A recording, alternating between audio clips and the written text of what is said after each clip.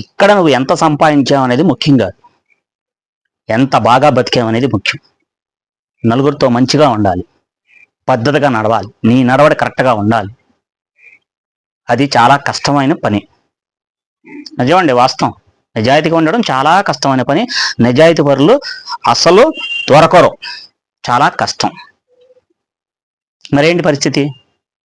ఇంతే ఇక జీవితం, ఇలా కానిచ్చుకుంటూ ముందుకు వెళ్ళిపోవడమే. మనం కింద మీద పడుకుంటూ ముందుకు వెళ్ళిపోవడమే. నిజాయితీ పరులు అనేది ఎక్కడో ఒక్కడ ఒక్కసారి దొరుకుతారు అంతే, అన్ని సార్లు దొరకరు. వాళ్ళు కష్టంగా దొరుకుతారు.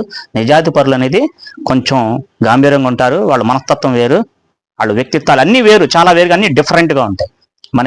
అలా ఉండడానికి మనం ట్రై చేద్దామా? అయ్యిద్దంటావా? సాధ్యమా? ఆలోచించండి ఒకసారి. ఒకవేళ మీరు అలా సాధిద్దాం అనుకుంటే మీకు మీరు నిజమైన వీరులు అనిపించుకుంటారా? ఓకేనా?